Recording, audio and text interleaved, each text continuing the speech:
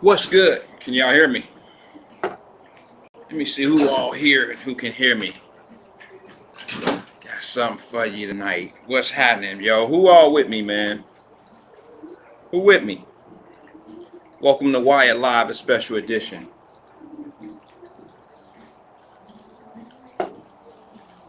Something grown and sexy for the old heads in our life. For the old folks. I'm not even set up to take calls. I can, but I don't even feel like doing it. I actually forgot to set up the calls. What's good? Who with me? Let me know if you're here. I'm gonna set this thing up so I can actually see some comments. Um, Let me see who with me. Can you hear me all right? Can you guys hear me okay? Said we was gonna do something a little different this evening. Hey, what's going on, Mama Deb? I'm here at the house. Yeah. What's good? What's good, Brenda Early? What's happening? What's good, AP? I see you.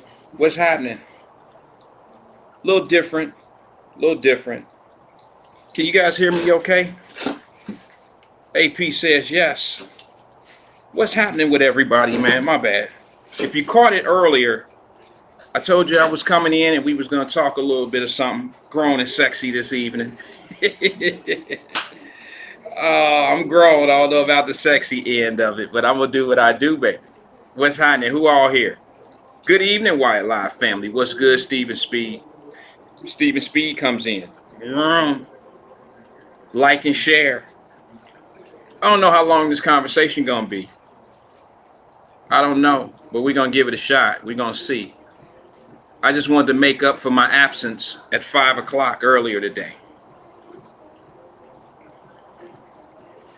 Here at the house, and I got a little busy today. So I thought I'd come in this evening and try something right around 7 or 8 o'clock. Far from 7 o'clock. What's good, Sabrina Calloway? What's happening, Queen? Nothing but love. She says, beautiful scene you have there. Yeah, you know, some people use, I ain't trying to be funny, because I know what they gonna say.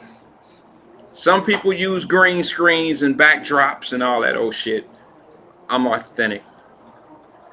There's nothing cardboard or green screen about me. Anybody that knows me know that. Sorry. Damn. You know, sometimes you just gotta tell it how it is, how it is. What's good, man? I like to stick behind what I say. I like to be the man of truth. You know, I like to tell people that y'all know me. You know what it is. Seen cold-blooded. Stephen Speed, thank you, brother. I want to do one thing, and I'm gonna do it again here in a second, just so y'all won't know, okay? So you won't think like, nah. You know how you can touch the green screen, and people will be like, oh yeah, you know that's that good green. He didn't invest in a dope ass green screen. Now, for my grown and sexies that know that I keep shit 100, let me show you something. Let me do this for you. You got me? You got a second? You got a second? For my grown and sexy.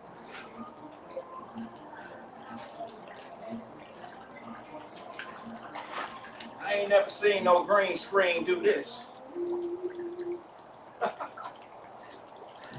Oh, shit. I'm only kidding. I'm just having a good ass time. Hold on one second, guys. Cut the tub on.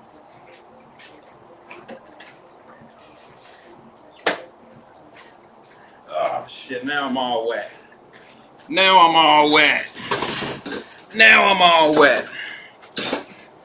Anyway. Don't know green screen quite work like that. Siri, cut the hot tub on. Yeah, I'm on my shit tonight.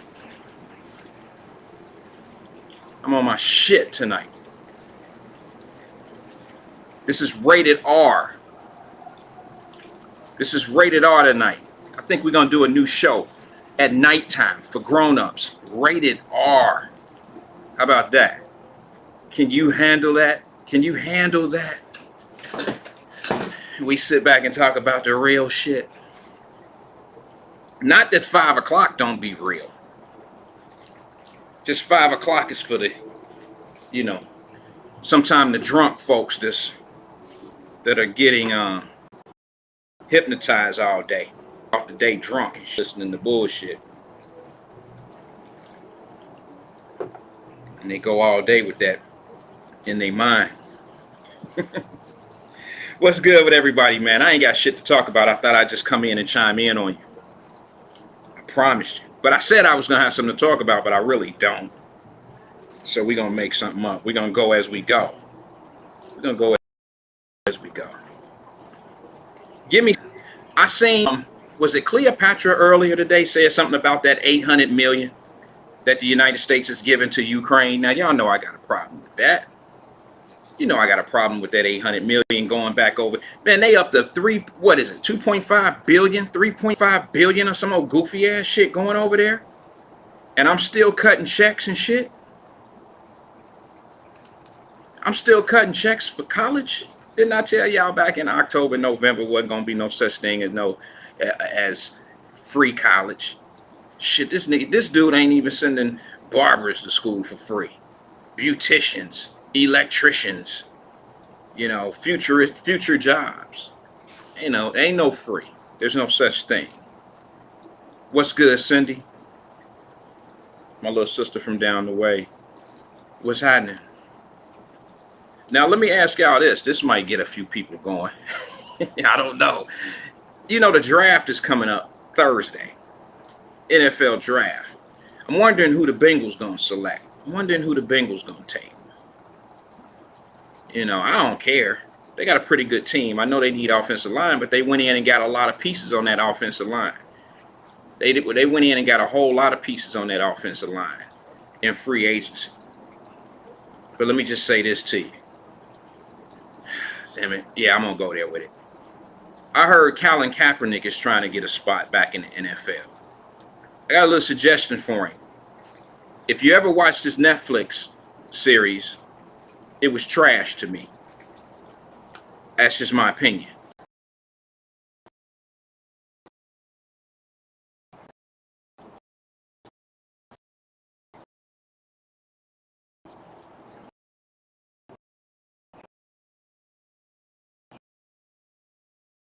He's been very privileged as a young man.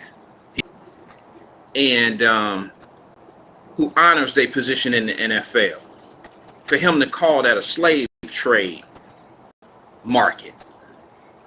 But that's where you made your money, bro. And that's where you always dreamed to be. And then you're going to put on the video at the beginning of the damn show of your Netflix special. You're going to say some dumb shit like they measuring the black people and the brothers and all that old shit, just like they did in the slave trade. And it was just ignorant, man. It was the worst thing I could possibly see. And people fell for that shit. But now he's begging and pleading to get back on that plantation. He called the NFL field a plantation. But this nigga sitting here begging and pleading to be back on that plantation. Now somebody make that make sense to me. And he mad because he can't get a job because he was an average quarterback. He wasn't even average, to be honest with you. So I got something for you. Here's what I say about that. I know some people are going to trip on me when I say this, but hell, I don't care. Colin Kaepernick, there's this new thing called the USFL that's been around for a little while now, and it's back. If you really love football, if you really think you can play the game, why don't you go work over there, try for one of USFL teams. Let me see how you really. Let's see if you could take one of them NFL team or USFL teams to a championship. You hear me? Let's see if you can win something over there with them dudes. Them subpar receivers, subpar cornerbacks guarding your receivers. You should go over to the USFL, bro, and kill it, right? No, he's never gonna make it back to the NFL, and I don't care. He's been gone for 6 years. And Michael Vick went to jail for 3. He was gone out of the NFL for 3 years, and he was a much better quarterback than Kaepernick.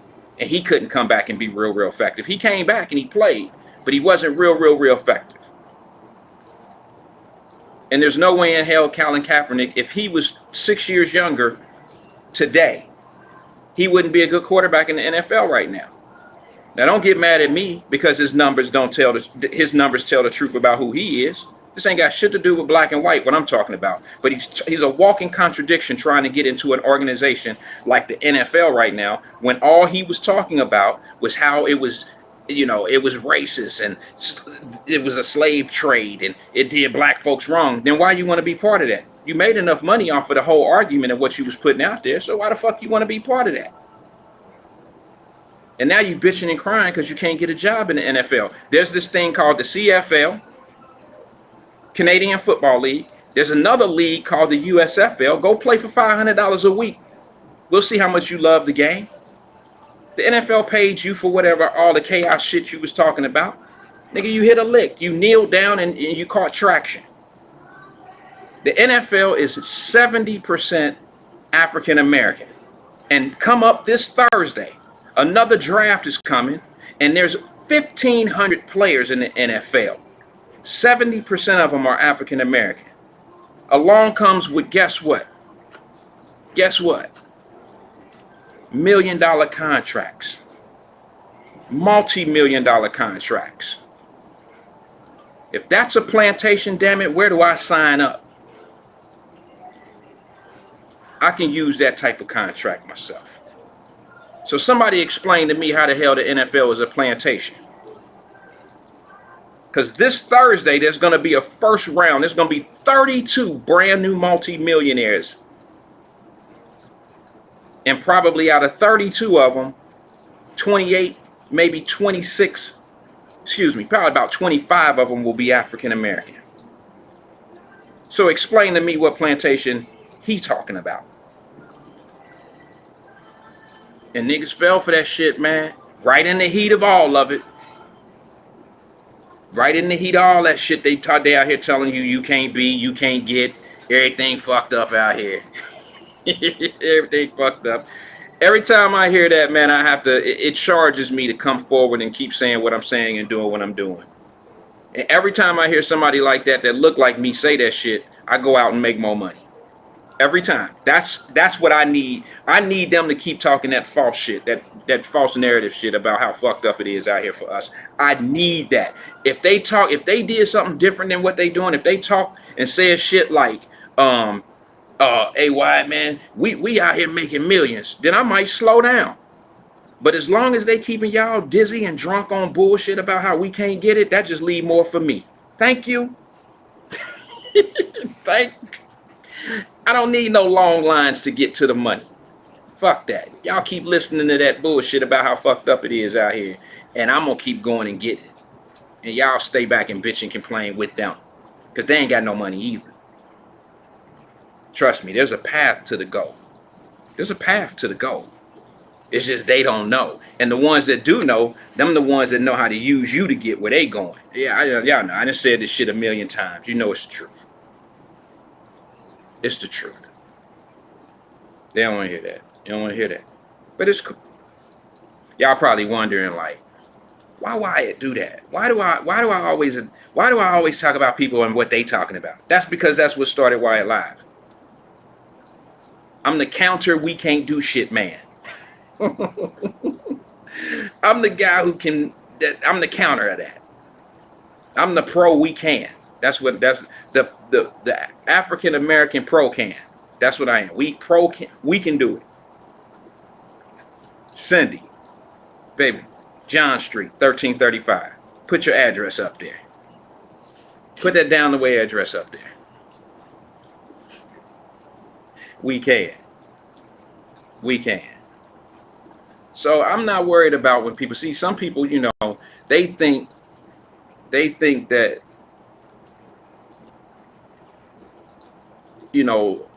they think that it's all about luck. Now, luck is you got to consider some luck in it, but you got to position yourself for luck to even happen. Shit, you can't even win the lottery. You can't even be lucky to be sitting on the couch at home and win the fucking lottery unless you go buy a ticket. You got to put yourself somewhere in the fucking line of fire of some luck. Why not just try to work for it? I promise you, you put that work in, the luck will find you.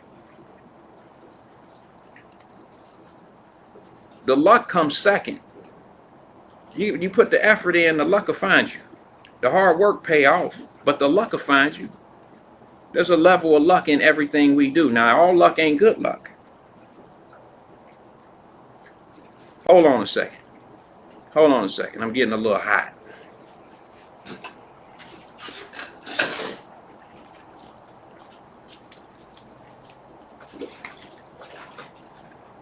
Oh, shit.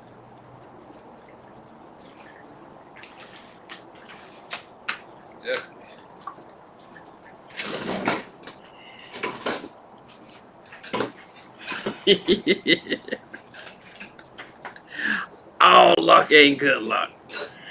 Getting a little hot, so I had to cool my jets. Cool my jets. I'm not gonna be on here long. I'm just talking shit. Thought I'd come in and say what's up since I missed the 5 o'clock. I'm watching my family in there. Look, they doing some crazy shit. You want to see something? Check this out. Y'all want to see something crazy? Check this out. Hey, do that again. Do that again. Hey, remember me? Yo, do that again. Huh? Do that again. No? All right, well, I was going to let y'all in on a little secret. They're actually helping me work right now. Believe it or not, they're working on something for me. Whoa, there's a report that I have due that's not done yet, and they're helping me. AP say, Wyatt, you got issues, bro. I probably do. I know that I have issues. Hey, I didn't really come on here to talk about shit. I just wanted to come in and say what's up to my family and see how everybody's day went. Today is Tuesday. You know, I had a lot of work I had to get done today, and I was able to get most of it done, and I missed the 5 o'clock. Then I came home. I was reading, you know, on my way home, I was reading some of the DMs from some of the shit that I said yesterday about, you know, fast food restaurants. I'm sticking to my circle. You know, I should have said it quite this boldly, without questioning, without saying I'm sorry and all this old shit. The bottom line is every job in America is not meant to make a living off of. Not every job is put in place for us to say, this is my career. It is not a career job to sit at McDonald's or to do shopping carts at Walmart. I'm talking, you know, welcome to Walmart. You need a cart? That's not a career job. It's not scheduled to be that way. It's not set up to be that way. And I ain't gonna sit here and pump fake and act like and cheer for the shit like it is. It's not. It's not. And folks, I'm gonna tell you something. If y'all don't get y'all shit together, if we don't get our shit together, what's gonna happen next is all those folks that's crossing this border right now, what you think they in line to do? What you think they gonna be doing here in a minute? Oh, these folks are coming and they're going to take advantage of the American dream. I am not mad at them people. I am not mad at anybody that comes to this country and turns the American dream into a dream and make it come true. I can't be mad. I just hired, a little while ago, I hired a new service to come cut my grass and do my landscaping. He was an SA. He was a Mexican brother who works for another brother, another Mexican guy. No, actually, he worked for someone else.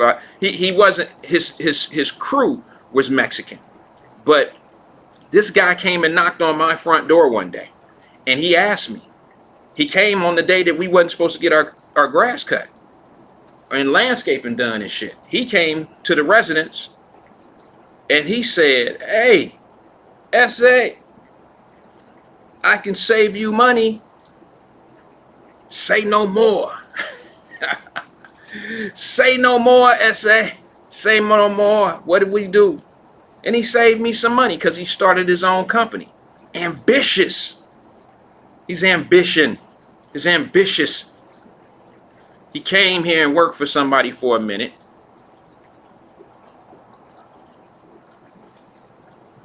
learned their routes, and came out here and picked up on their routes and came back and backdoored them. Saved me $300, something like that, $300 a month. Shit, when you gonna start, SA? Get when the truck's coming. It's the American way. I'm like, when we gonna get started? So he said, I see you next. You keep your scheduled date. You just call my old boss and tell him this are no longer needed. I said, bet. It's what it is. Same crew that man was using came out, saved me $300 a month. That's coming. That's coming to a company. That's coming to a field. That's coming to something near you. I promise you. It's coming. If you think them folks coming over here ain't gonna be on welfare, it ain't gonna be long. They'll get a little subsidy. But they come in here to get money. Here's another thing. I find it kind of odd that there was a black border patrol.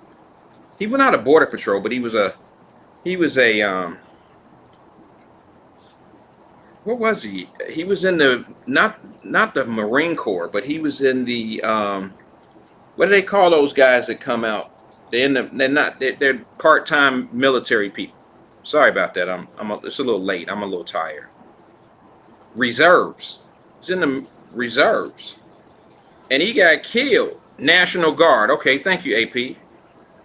A brother, 22, 23-year-old brother got killed trying to save somebody crossing over the border. Now, this is a black man trying to save somebody crossing the border, and I don't hear black folks saying shit. What is it with this border shit that black folks don't feel is not important? What makes you think this border shit is not going to affect you?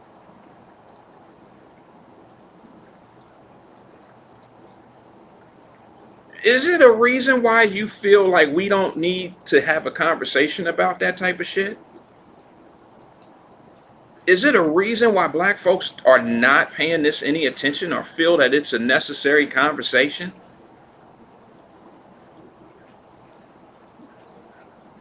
Because even if you want to look at it from a cynical position, even if you want to look at this from a cynical position and say that they're bringing these folks over here to make them labor workers, don't that affect the black community? Don't you think with Mexicans coming over here, and we already bitching and complaining about $15 an hour not being enough, we're arguing for something that they're going to get? You arguing, but see, that's common. I'm learning that whole argument process we had over the 2020 Burns situation of all these cities and shit, black folks got absolutely nothing out of all that George Floyd shit. We got absolutely nothing, but other people did. Asians did. LGBTQ, they did. But the people that were carrying all the Black Lives Matter signs, they had hidden agendas, man. I'm not talking about the brothers and sisters that generally was for the cause. I'm talking about the ones that was out there screaming Black Lives Matter, and you're not even, like, I could tell you part of a whole nother regime. You doing something different out here. They hijacked that whole movement to benefit some other shit. And when people were saying it at the time, oh no, they were considered to be Trumpsters. They were considered to be against the movement. They were ashamed, shunned. They were said that they didn't know shit. Look back at it right now and tell me that the shit wasn't real. Tell me that they were lying.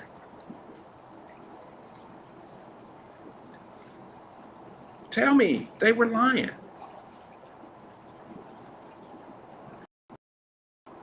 Let me ask you something, black folks. Without using that man, they got the T word in his name. Let me just ask you something. What has Biden done for us? I know people are going to be like, Wyatt, you can't really say that because the Republicans they shut down the Build Back Better, but was Build Back Better necessarily for black folks? I'm just curious.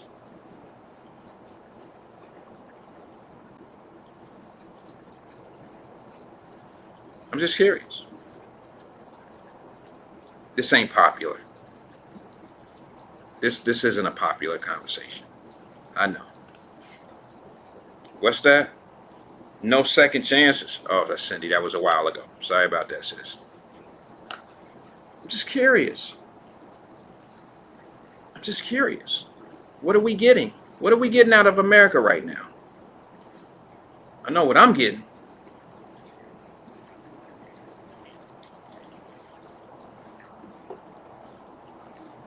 You don't feel it's a slap in the face that all this money going over to Ukraine and we still paying our school.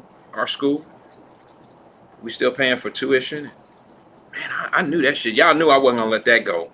Anybody that's been here listening for a while, y'all know I was not gonna let that tuition shit go. I told you back in October, November, I said, oh, now you know. I'm gonna give them 6 months. I'm gonna even give them a year. And I'm gonna be right on their neck about this tuition shit.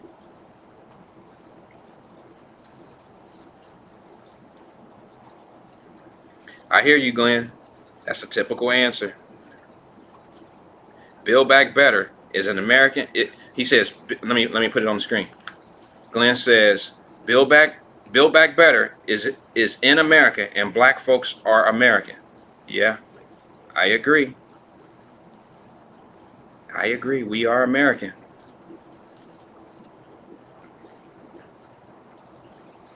I agree.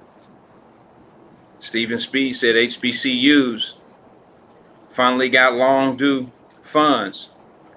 I think this isn't the only administration that gave HBCUs some money.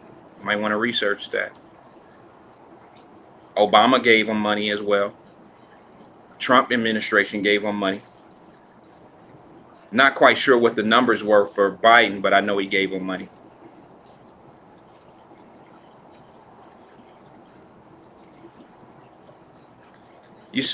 Glenn said, we were paying for school during the Iraq and Afghanistan war.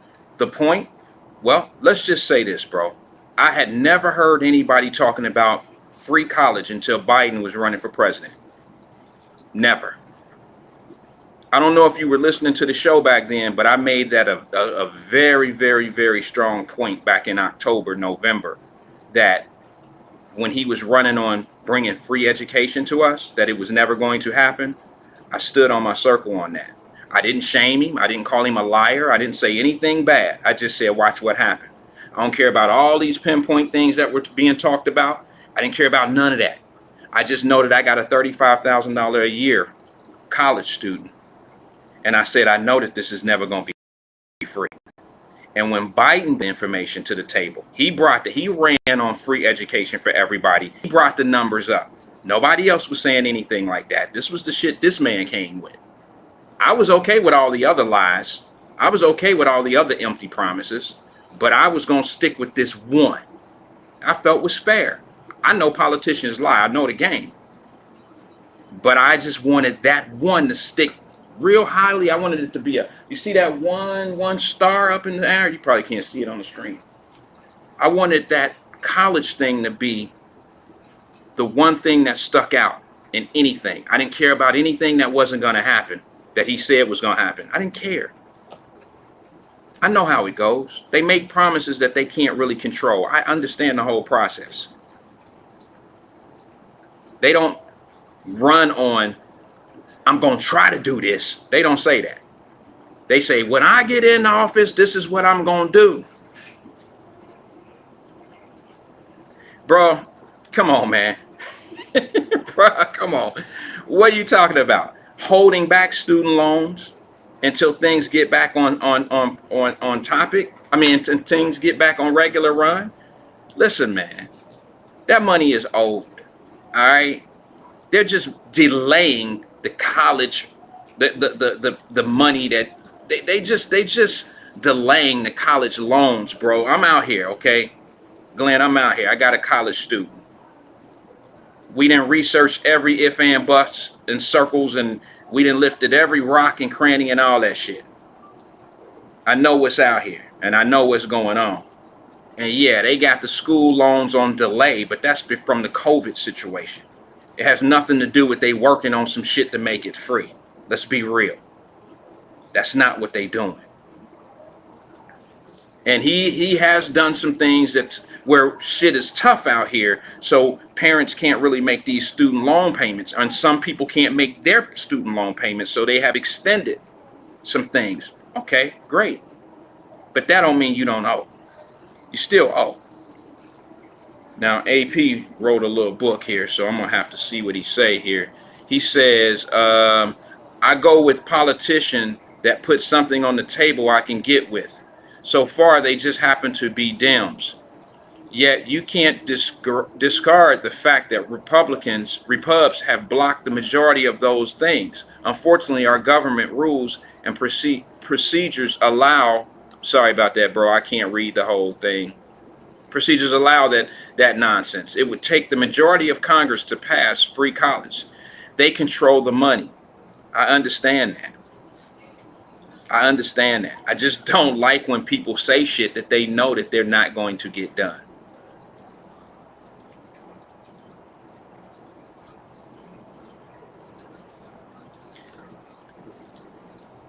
Glenn says, just glad that it was Democrats talking about student loan forgiveness and don't remember Trump and Republicans ever bringing it up because they know it's not going to happen, Glenn. You'd rather be pump faked, huh? You're okay with somebody telling you. See, that's that being okay. That's that putting dirt on a Band-Aid on a bullet wound. I'd rather you not even talk about some shit you know ain't going to happen. That's that shit like my mother used to do with me. Yo, daddy will be here soon. And I'm sitting by the door waiting for that motherfucker and he never show up. Because he lied to her. And she knew he wasn't gonna come, but she told me anyway. He said he's gonna be here at 3 o'clock. Nah, fuck that. So you would rather the Democrats tell you something that wasn't never gonna happen versus somebody who know it ain't gonna happen, just don't say shit to you. You okay with that? Come on, Glenn, you smarter than that. And that response, bro, I would think that you would say something a little deeper than that, stronger than that, quite honestly, brother. You're a much smarter man. I mean, you're a smart dude, but I would think that type of response would get you. I mean, come on, bro, that was easy for me. At least the Democrats is talking about something that they can't do, that they never gonna get done. But the other group won't even talk about it because they know it won't get done. Okay, makes sense to me. That's where a lot of people go bad in business. They make empty promises to their staff, and things go south. They go south. They go south, and then eventually the staff wake up and say, "These dudes are lying, making empty promises." Stephen Speed, thank you, brother. He says, "Don't forget to vote next Tuesday."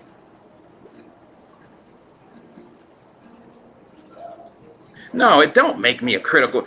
Glenn said, I would think my response would make you a critical thinker. I guess wrong. How do I get critical when I know something's not feasible? When it's not feasible, when I knew it would never happen, how do I become a critical thinker? By trying to give someone a shot that I know it's not going to happen. I mean, where do I get critical? How do I get critical in that thought process? Where do I get critical? Fool myself? Trick myself? I'm not very good at that. I stopped doing that at a young age. That's called procrastination. It's called procrastination when you know you're never going to do something that you say you're going to do. You're not going to put any effort towards it.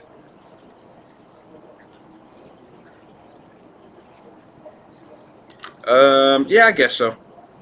I guess so.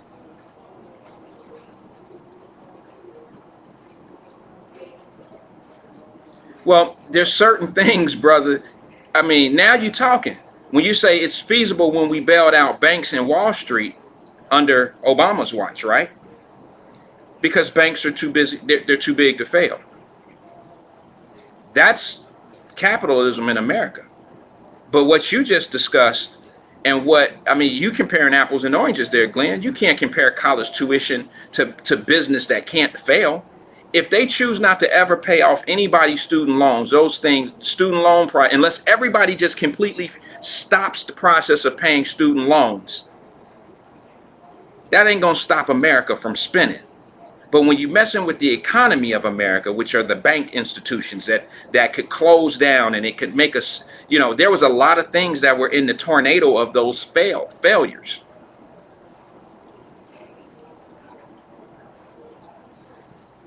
They saved the automobile business. Remember, Obama and them saved the automobile business. Look, that's a type of business that's too big to fail. So I don't know if the student loan, paying off student loan, fits in the same category as banking or the car industry that the government saved. I don't think that falls in the same category because the repercussions of failure are totally different. Totally different. Glenn says, not buying the Bobby McFerrin, don't worry, be tight. I need something on the table. Like what? Promising student loan debt to be erased. You want an empty promise that satisfies you? That tends to satisfy people that say we'll get it on the next one. The hurry up and wait type mentality people. That's why you never get anything, because you hurrying up and wait for an empty promise. And I'm just being honest with you. While you sitting back waiting for things to happen, there's somebody actually executing and making some things happen. And oh my goodness, we already know when we late, the early bird get the worm, and then what happens? Once again, we come up with a reason why somebody held us back. But what happens is when we sitting back waiting for those people to execute things for us, we holding ourselves back doing that. Drop 52 is in here. He said, what up, Drop? He says, what up, Wyatt-Live, exposing all chaos agents. I hear you. Anthony Presser, let me put my tools on. He went long on one. He said, I don't get why more people aren't pulling fire to the feet of the politicians that they're holding up progress. Well, I think politics is what it is, man. It's just what it is, bro. We always looking for answers through politics. And y'all know when I started Wyatt-Live, I never made myself I didn't want it to be a politics show. And for the reason being, I don't like dealing with nonsense. I don't like dealing with people who lie. You know what? I would respect somebody if they said, look, this is what we're going to do. We're going to have college reimbursement. We're going to have free college as long as I can get this shit passed. But here's the road to making that happen. Here's what has to happen. I ain't hearing none of that shit. Nobody heard none of that shit. Voters don't want it. Listen, they know they can't tell that shit to a voter because that brings optimism. Like, whoa, wait a minute, hold on. So what you're saying is the process is this. If this got to happen for that to happen, for that to happen, for that shit you just said to happen, all that shit got to happen in order for what you telling me is going to happen. That's too many. That's too much shit.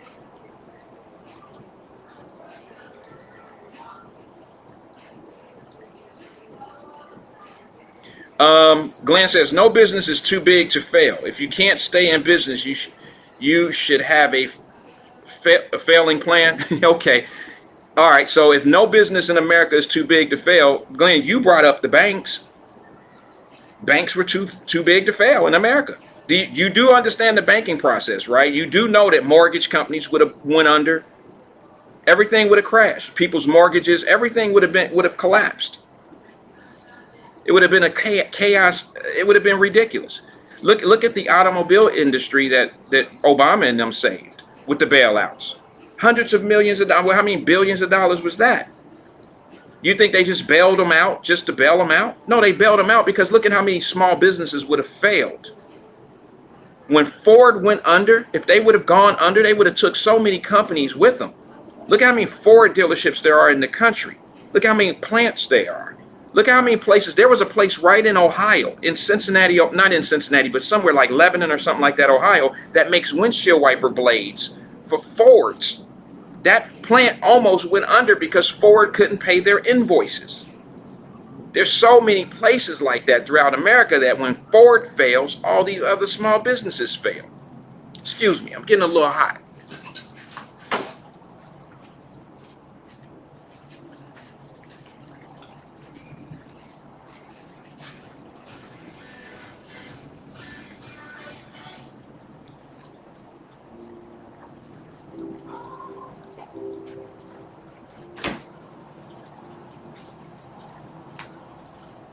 My apologies. My apologies.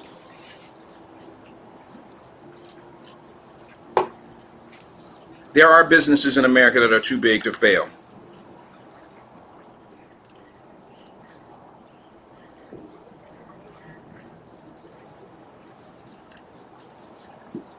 I hate all politicians, brother.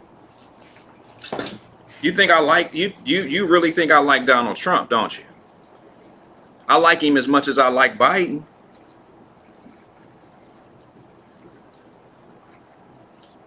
But I can tell you one thing.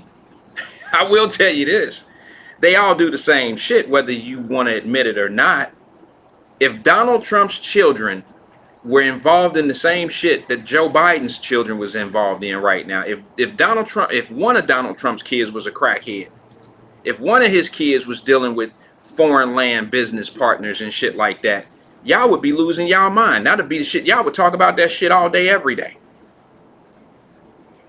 But it's weird that the only thing that you talk about seems to be the January the 6th shit and COVID during the time, but you're not talking about all the other issues in America. Because I don't think that runs favorable to the current administration. I just don't think that. That's just my opinion. I could be wrong. I could be wrong.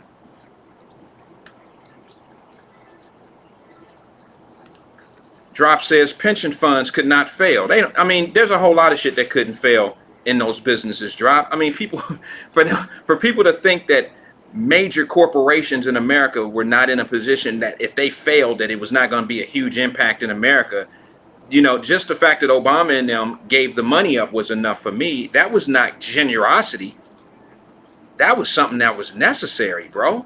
I applauded Obama when that happened. People were running around talking about, you giving Ford and GM all this money. I'm like, if y'all don't sit the fuck back, if y'all don't shut the fuck up and let this man go to work, he's saving America. He's saving pension funds. He's saving 401ks. He's saving a lot of people.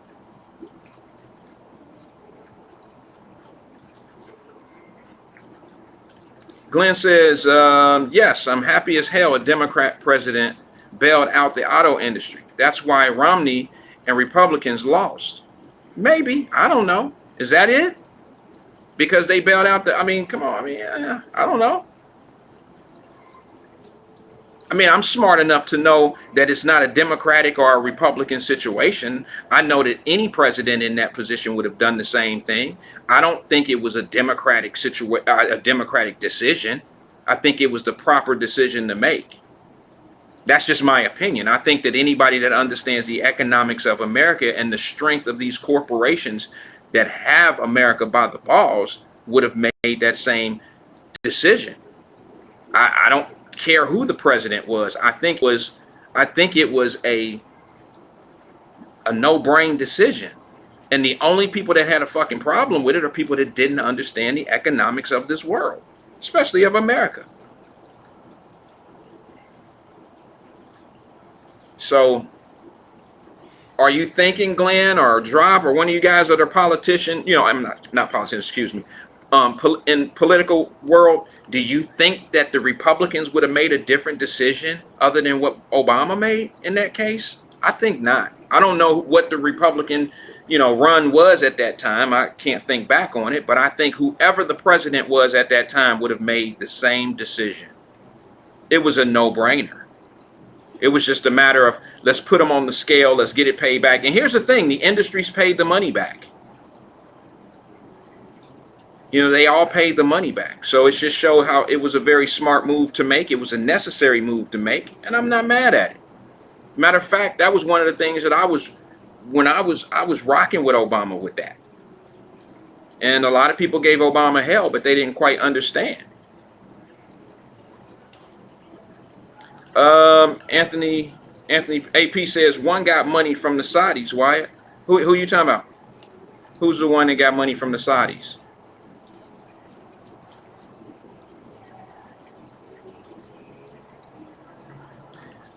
Does it matter who made more money, or does it matter if it all happened? So if somebody get $30 million and they ain't had no business getting 30 million, that make them less guilty because the other person might have got 70 million or 100 million? I'm just curious, because that's not an argument to me. If you rob a bank and you and your partners go in there, armed robbery, and I just happen to be the lookout at the door, or I was the driver sitting outside, we all getting the same amount of time. It don't matter how much we participated. I was just the driver, so I'm gonna get 10 years less. No, I was part of the plan. I was part of everything that happened, so I get the same amount of time. We all getting 20 years. I didn't brandish a weapon or nothing, but I was part of the conspiracy. I was part of the plan. We get the same amount of time. Now, if he go in there and shoot somebody, we all catch murder cases. So if somebody go get money from the Saudis and it's 30 million, but the other guy go get money from the Saudis and it's 70 million, they're both as equally guilty because it's the same type of move.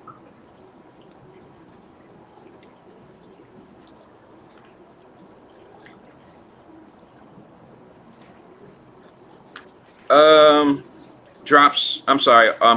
Glenn did say that, of course, Obama made the right decision. It was dumbass Republicans that were against it. I don't know. Were they? Because I wasn't really following the scene like that, to be honest with you. So you can argue with me on that one and probably win that argument, Glenn, because I don't know if it would be absolutely ridiculous for Republicans or Democrats or independents to argue that move that Obama made. That's just ridiculous. You're not a business minded person if you were against that move. Now, I'm not saying that everything about the move was proper. Maybe certain things shouldn't have been done in the process. You know, everything that may be right, there's still some pieces of some stuff that may not be right, proper. So the overall scheme of things, it was the proper move. But maybe the Republicans, if they were down in something, maybe it was a portion, like the Build Back Better plan, that might come back to life because they have to negotiate and chip away some of the things that, they have to come to an agreement. Maybe that's what it was. I don't know. I'm just playing devil's advocate. I don't know. Stephen Speed. I'm sorry. Let me read this one from Drop. My bad. It was on the screen. Title 42, illegal immigration. The elephant in the room and the doom of the Democrat majority. Well, we're never going to talk about that because it's not in mainstream media. We're never going to talk about the border. Can I say one thing right now? Is it true? Do you guys really think it's true what I'm hearing in the air? Glenn, you could probably answer this more than anybody. You or Drop, I don't know. Y'all get into it. Hey Tracy, what's good? Do you think that Joe Biden and Kamala Harris are getting into it? See, I don't want to see that. But there's something that I think is wrong there. Because I said it a long time ago when Joe Biden gave Kamala Harris the border as her responsibility. I felt like he was setting her up for failure. I think I may have been the only one that ever said that. I'm not proud of that. I just happen to think that I was the only one that said that I think Joe Biden set her up with a failed mission. Because I don't really think that they have any measures or they're trying to do anything to stop this border situation. And now you got Kamala Harris's name on it. And I think Joe Biden may have done, I think he intentionally set her up for failure. And I hate to see that to be done to the sister, but I think that's what he did. That's just my opinion. And somebody would probably correct it or think that I'm crazy for saying that, but I'm starting to hear rumbles that they're not getting along and Joe Biden's wife and stuff like that don't really care for her. And it has to go back to when what was said about Joe Biden during the debates by Kamala Harris. I told y'all that I didn't think that was ever going to ride.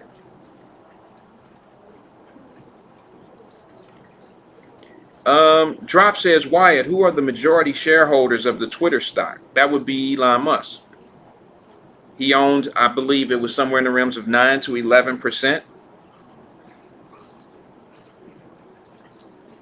But now he's a sole, I mean, it's going to be independently owned.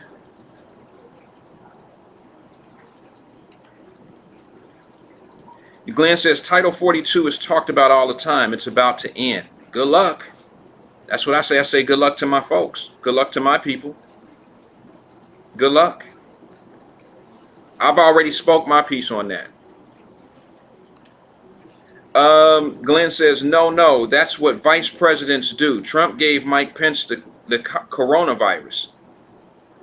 No, I'm really not trying to I'm really on Kamala's side. I'm on Vice President Harris's side on this. I really am. I think he gave her something that they had no intentions of fixing. And then when it crashes and it's turning into what it's turning into, I think that makes her look bad. It's falling back. I mean, it's always fall back on the boss. But at the same time, I think he put her in a position to make her look bad. That's just my personal opinion. Drop says it's the wife, Jill, that can't stand Kamala Harris. Maybe so. I mean, you know, she would have every right to. I remember what he said about her. I mean, what she said about him. It may have been valid. I don't know. But I remember what she was saying when she was running for president. I remember the debates. I remember when she said that she lightweight called him a racist. He had racist ways. That shit changed when he offered her a job. But that's how fast. That's hypocrisy for you. That's how fast people change when they trying to go where they need to go. Now, you was a racist about them years ago. That's what I was talking about, Joe. You ain't no racist. Not this week. You didn't do shit that, you didn't do shit that was racist back then. And neither did I. I was signing off on sending a lot of black people on jail and not following through on the investigations in the state of California as a prosecutor. That's what I was doing. You guys don't talk about that. Now, I have people that live in California, that practice in California, and they'll tell you how she was. Now, I'm not going to get into all of that because it'll sound like I'm being biased. It'll sound like I'm totally against the sister, but you might want to check into some of the people who may be in the industry, officers of the court that happen to be in LA County, and they knew what they were dealing with when they were dealing with her. Now, I can't, as an officer of the court, I'm not going to speak on her like that because I never do that. I never speak bad on colleagues. I won't do that.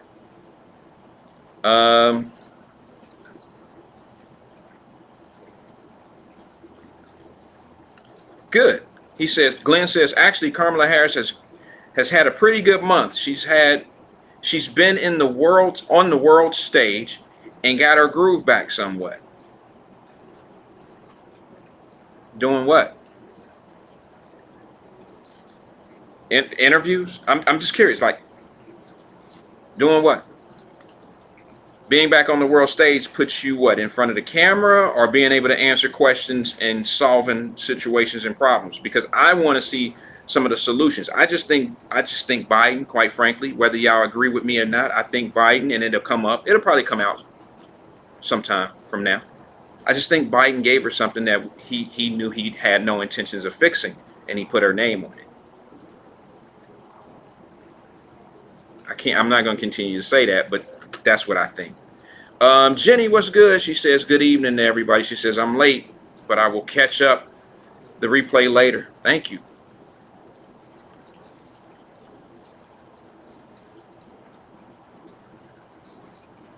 Tracy Dillingham is in the building. Glenn says, if you were a prosecutor, you probably had to put people in jail. Black people understand that. We're critical thinkers. Yeah.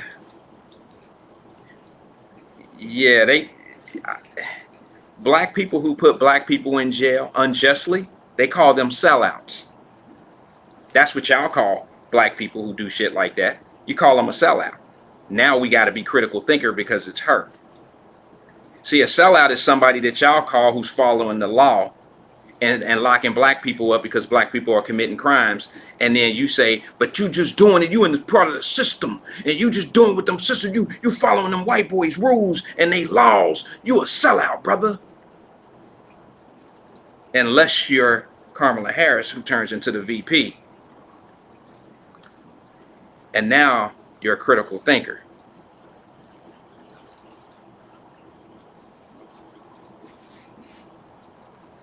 Wow. Glenn, man, I don't know, brother.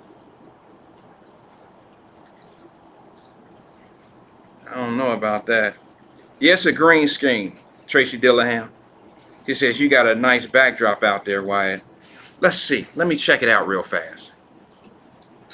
Wait a minute, Glenn. No, he says, so you're calling Kamala a sellout, Wyatt. Kamala Harris was a sellout based on what y'all definition of a sellout is. And that is when a black person who is a sheriff, a police officer, or a prosecutor, like the brother over in Kentucky who didn't have anything that he didn't want to prosecute the killers of Tawana, what's her name? The sister, the little sister in Louisville who got shot up by the police. Didn't everybody call him a sellout because he didn't do what the law was supposed to do, and he didn't want to lock up the killers of Breonna Taylor? Wasn't y'all calling him a sellout? So what do you call a person who locks up black people unjustly, give them extra time, follow unjust laws, if you want to call them that, and it happened to be a black person who does it? Wouldn't black people call that person a sellout? You selling out your people for those bullshit ass laws, and you know they're wrong, and you're signing your signature on a jail sentence to hand deliver to a judge to send a man to jail that you know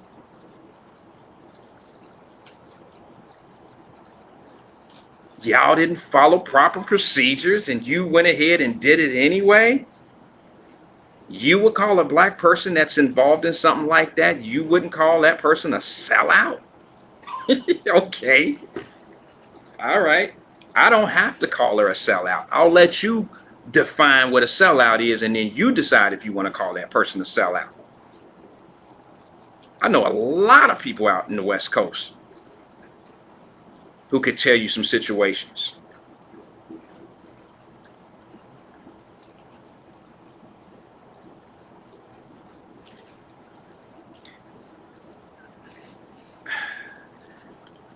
That's not even political, bro. See, Glenn says, you're not, let me get this. He says, you're not seriously trying to compare Daniel Cameron to Kamala Harris. Yeah, politics ain't your thing. You're right, because what I'm talking about is not politics. That's prosecutors. We're talking about the job of being a prosecutor. There's no difference than what Cameron did, than what Kamala did in the role as a prosecutor, not of a politician, but as a prosecutor. Do we really want to get into those type of things? Do we really want to step into my arena? Do we really want to do that? Because y'all might beat me up on politics, but it's clearly not politics of her making the decisions of upholding laws that were bullshit. Just like Cameron didn't go in and get an indictment on some cops that killed Breonna Taylor. That's not politics. That's the job of a prosecutor who failed. Now, maybe politics has something to do with it for maybe some political position later on down the line. If you do what I tell you to do, maybe it did have something to do with politics as far as future advancement in politics. But the role and the decision making that you made as a prosecutor, that's where the sellout comes in. Do you call Cameron a sellout because him not getting a prosecution on the killers of Breonna Taylor? Wouldn't you say that brother didn't go in there and strongly fight for an indictment of those killers, and then weren't people calling him a sellout? So what do you call a black person that go in and get over indict black people? Hit them with extra charges, send them to jail, knowing improper investigations were going on, still sending them to jail, populating the California prisons. What do you call that? If I'm a black person and I do that, y'all would call me a sellout. That's not political. Those are all positions of a prosecutor. You call Joe Dieters a racist for doing the same thing Kamala Harris was doing, right?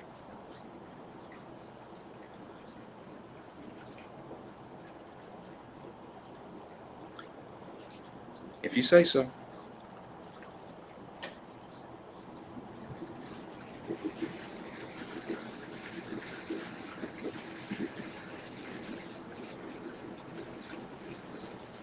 Let me see what I got here. Yes, let's go into your arena. Sure, whenever you want to. Whenever you want to come over in here in these muddy waters, Glenn. I know the Breonna Taylor case. Do you have a Kamala Harris case to compare it to? I'll wait. Wait a minute. I can get them. Do I know them off the top of my head? No, but I can get them. I mean, I don't have my folder. I'm obviously not in my office. I can make a phone call. I can do that. I just don't want to put anybody on blast. I got colleagues. I got people in the industry. Yeah. Yeah. There were people that were already admitted into that were submitted that petition to be out of jail for over prosecution, and they got out. They won their cases. They won their appeals. So yeah, you might want to research how many lawsuits LA County was facing for over prosecution. Try that one.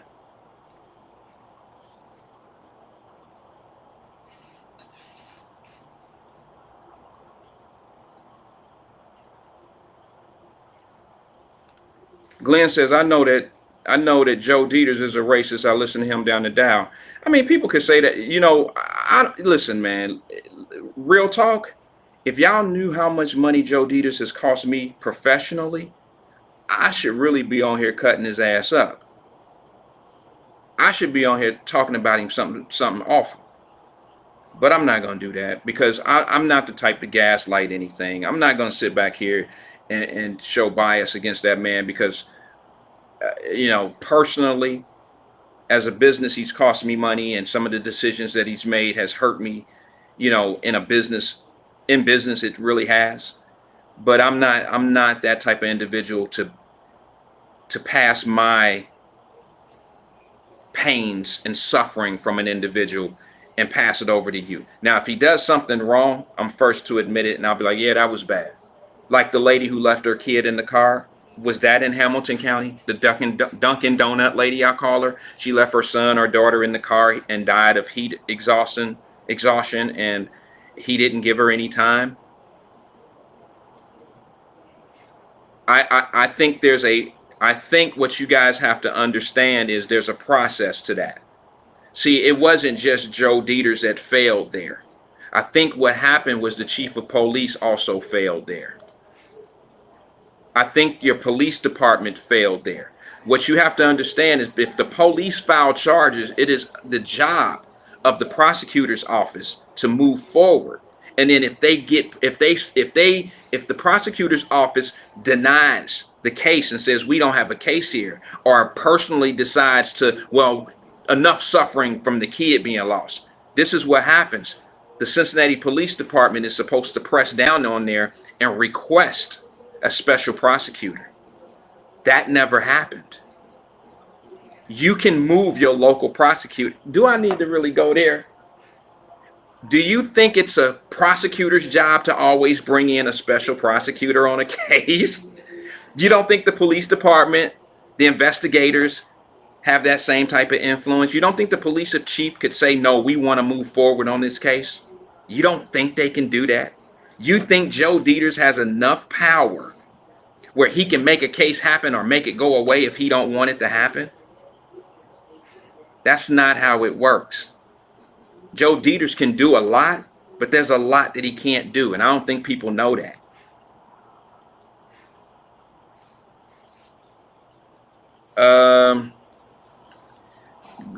Drop 52 says, I recall supporters said that crime had risen in the county since LADA Grusron had taken office. They published the following statement on their website about why they were pursuing a recall this summer. And here's the thing. Once again, let's use that as an example. Special prosecutors have been called in on a lot of those cases because he's not prosecuting them. That's not him calling the special prosecution in. That's city council, That's your police chief or county sheriffs. They make those moves too. They can press down and make things like that happen. And Joe Dieters and them won't have it. I mean, there's nothing they can do about it. It's not Joe Dieters' job to go. When you see somebody get caught out on the streets, Joe Dieters don't show up at the crime scene and charge those guys for those crimes. The police set the tone.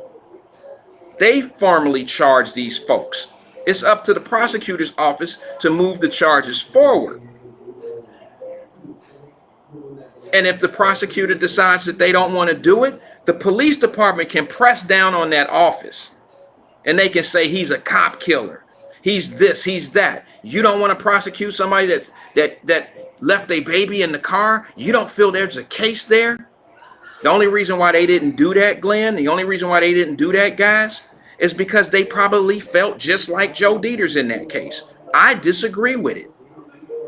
Just like the prosecutor found that officer in Milwaukee, or where was that, Wisconsin, who accidentally shot the kid who thought she had a taser, but she actually shot him with a gun. That prosecutor could have said, no, we're not going to prosecute this. This was a mistake. But they knew what would have happened.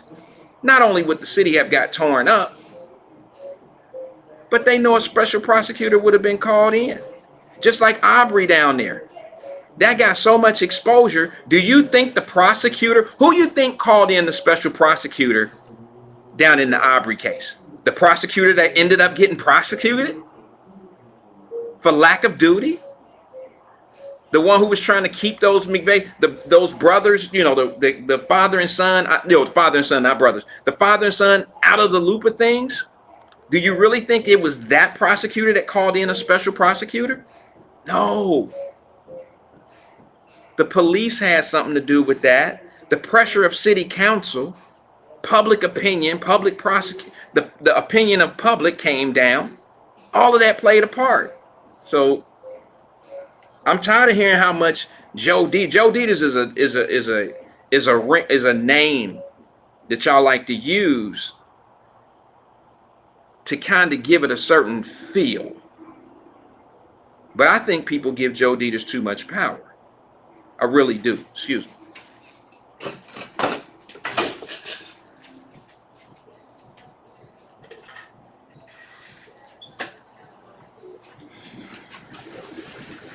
Excuse me.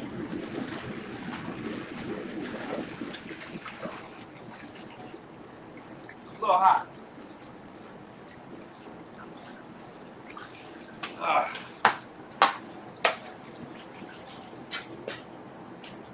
Wanted to step in my green screen.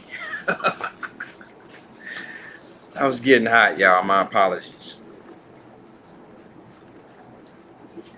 Okay, hold on. Glenn said this. My apologies, bro. He says, but the old saying goes, come here. Look at my daughter. Hold on, y'all. What up? Hey. What you got going on? Nothing. I was gonna get in the hot tub. Knock yourself out, kid.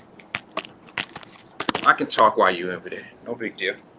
All right, sorry about that. Let me read this comment Glenn put out. He said, but the old saying goes, prosecutors can indict a ham sandwich. When did that change? It's brand new now. No. It's still the same thing. I know you said that some time ago. I'd like to address that. You're absolutely right. Prosecutors can prosecute a ham. They can get an indictment. You got it messed up. But I know what you're saying, brother. What it is they can charge me right now and say I did something. Okay? And they can say, see, the state has 7 to 10 days to come down with an indictment. Once they formally charge me. You charge me today. They have 7 to 10 days to come down with an indictment. Okay? If they can't do it, then they have to release me. You know, they have to release me in the case without prejudice. Okay? Now, keep in mind, the word is the prosecutors, the state can indict a ham sandwich, which means, because what y'all don't understand is this, like, let's take the Breonna Taylor situation as an example. Okay, I'll make it real brief. I already knew that an indictment was not coming for the arrest of those officers.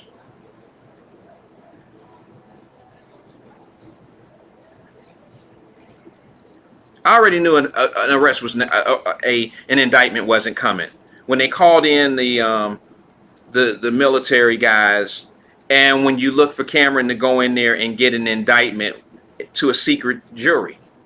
The grand juries on an indictment here, those are secret grand juries. You don't know what the prosecutor is going in there arguing. You don't know what evidence he's taking in there. You don't know any of that stuff.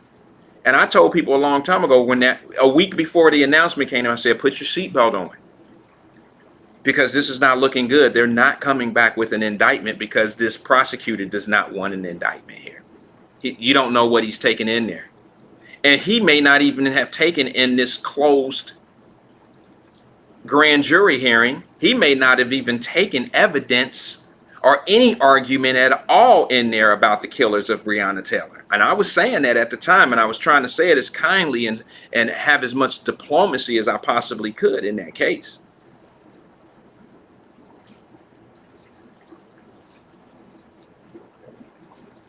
I'm just being honest.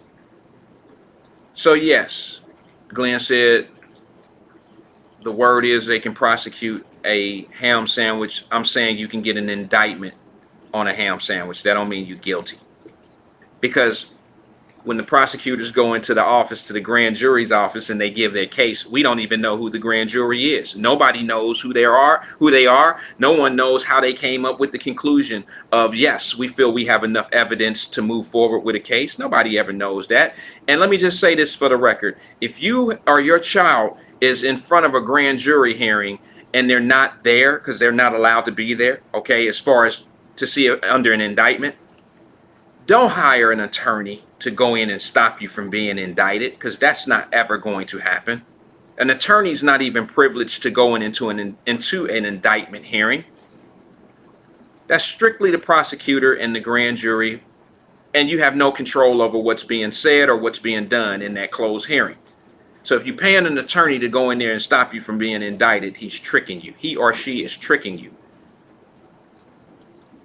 You have to just wait and see what comes out of that indictment hearing, and then you move forward with your representation. Just a little piece of free advice. Let me see here. All right. No. I don't think that there was I think a law was broken. Glenn says the first prosecutor in the Aubrey case broke the law. There's a difference. I don't know if there's any difference. I think when you don't prosecute an individual based on the evidence, I think you can say there's a level of portraying the office, but it's not necessarily you're not necessarily breaking the law. I know that sounds ridiculous, unless you're hiding evidence, unless you're secretly putting some evidence somewhere or hiding it, and you know what I'm saying, if you're burying it. And it happened to be a female prosecutor. She lightweight did that, and yes, she did break the law when it came to that. So you're absolutely right. But I think to be honest with you, the difference is it was a little harder to believe that, or to be able to prove that in the Cameron case in Louisville, the Breonna Taylor situation.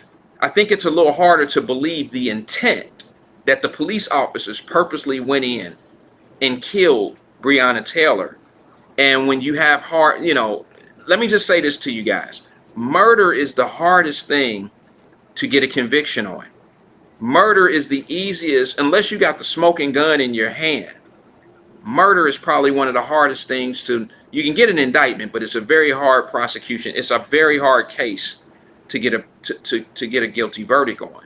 You have to really have the murder weapon in your hand, and there has to be, a level of no doubt. No doubt. Glenn also says, this is a little long, so let me put the work on. He said, should take your shoes off before getting in the pool. I used to tell my kids about wearing their flats in the pool. Well, see, I got these special joints, yo. For those that want some, let me turn it this way. These are the Wyatt flip-flops. And they absorb water well and they dry well. Made by the Wyatt brand. Appreciate that. Thank you for supporting the Wyatt brand if you do. Drop 52 said this some time ago. He said in Chicago they appointed a special prosecutor for Jewish for Jesse Smollett. That's because the prosecutor didn't want to move forward on the case as well. She gave up on it. We already know why. It's no different than the same reason why the prosecutor down in Alabama. Nobody talks about that. I said something about it. I said that the prosecutor in the Smollett case, Chaos Agent of 2021 for the Wyatt-Live show, Jesse Smollett. I said that the prosecutor, what was her name? Faye? What? I can't remember her name. I'm sorry. Nobody held her feet under fire for that.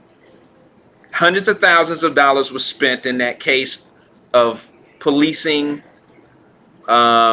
And she wanted that little man. She wanted that dude to stay clear of these charges. They wanted him to walk away because they believed his story, and she wasn't trying to investigate his story. And even I knew that the shit was some bullshit. Y'all know I was the first one to say, ain't no white folks walking down the street of Chicago with no damn nooses in their hand trying to get no black kids and hang them. That ain't happening in Chicago.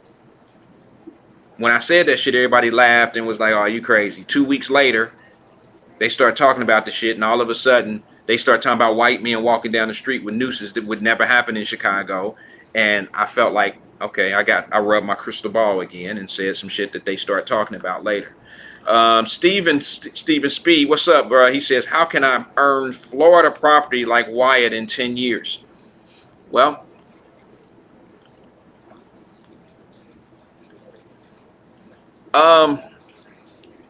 make moves where you are. You make moves where you are, and then you take it where you want to be.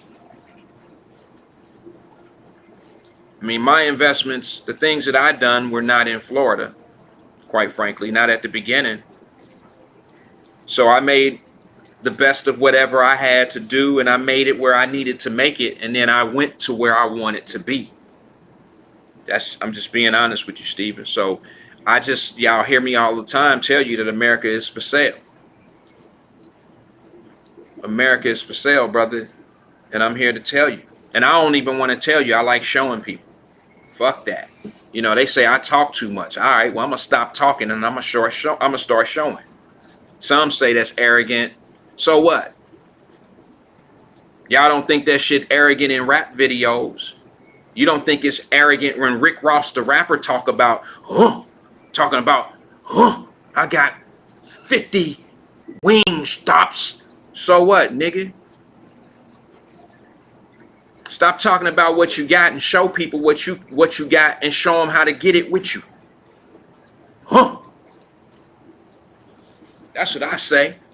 So yeah, I'm on some different shit right now for those that want to know. Because I've been getting hit up in my DM and shit, man, on some lightweight disrespectful shit. So now I gotta, instead of just talking about the shit, I'll just show you. Fuck it. Drop says a grand jury is private procedure. Absolutely. Always been. Drop Squad also says beyond reasonable doubt. Yes. Yes. Very hard to get a conviction of murder. Drop Squad 52 says, why, Wyatt? Wait a minute, Wyatt, why is the media not talking about the NYC subway shooter? I think you already know that. I think that they don't talk about, I mean, they'll bring it up, but it's not a major focus. When you take a story and you talk about it,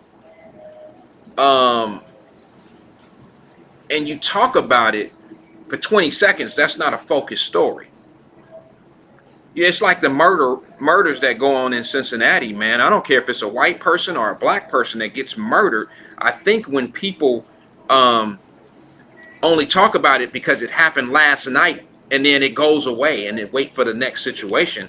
I don't think that means there's a level of disconnect and people aren't concerned.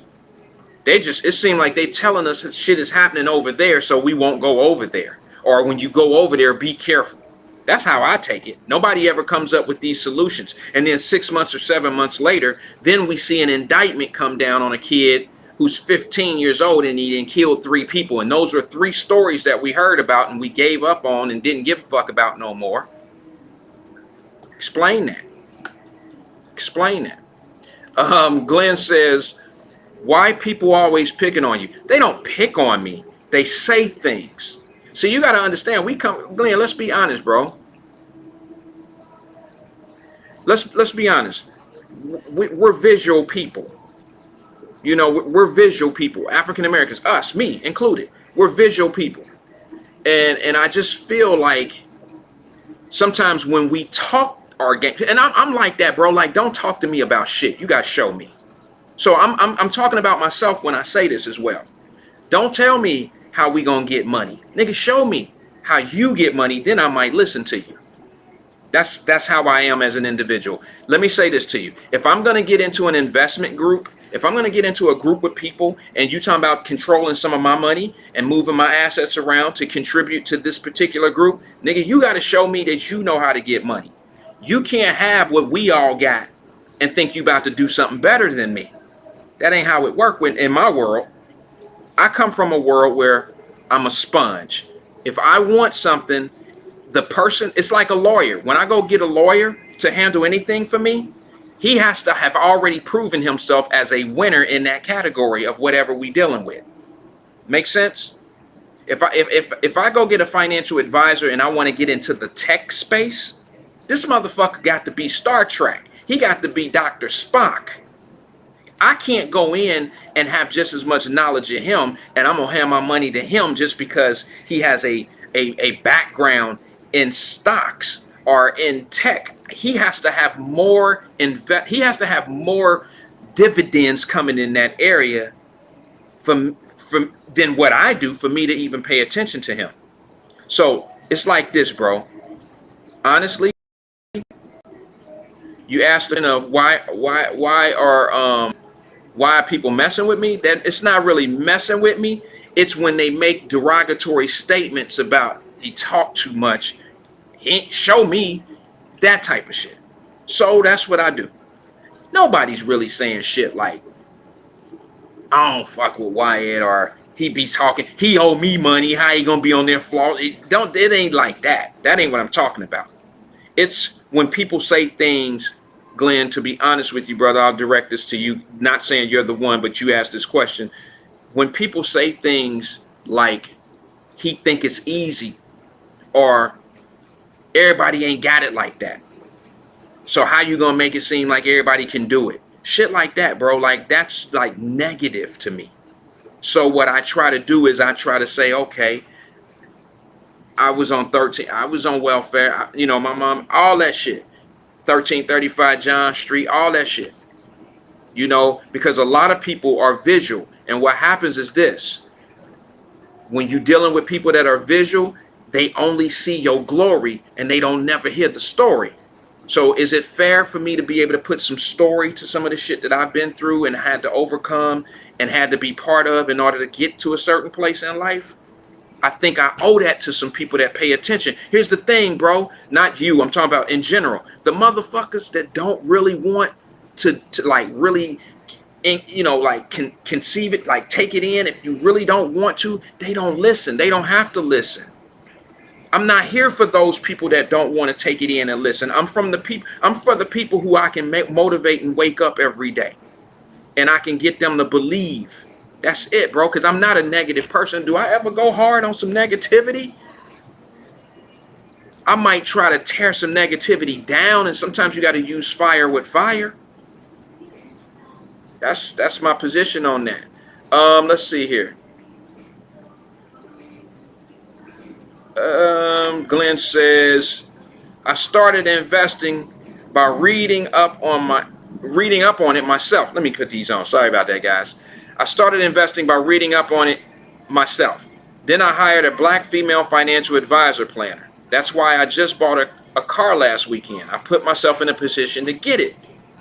Lynn, come on, bro. That's why you listen to the show. We may not agree on some shit, but come on, bro. You teach me, I teach you. Right? I mean, that's how it's supposed to be, brother. I just don't like the fact that I got to be a certain name and you got to be a certain name. I don't like that shit. That's what I try to stay away from. Now, when I say name, we define ourselves by our beliefs. We give ourselves names by the beliefs that we carry ourselves through. When at the end of the day, we all want the same shit. Everybody wants to be successful.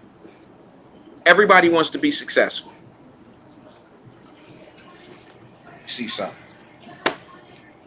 I want to be successful. And I am about to do something that I've been waiting to do for a long time today.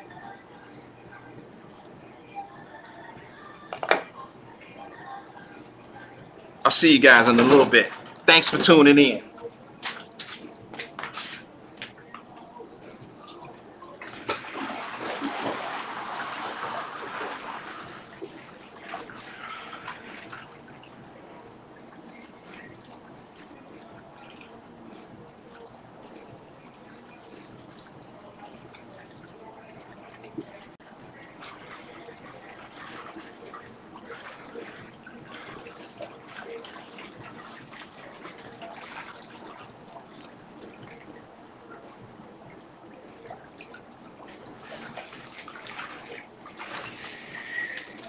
It's been real. I'll talk to you guys later. Thanks for tuning in, man. I'll see you on the next one. Peace and love to everybody.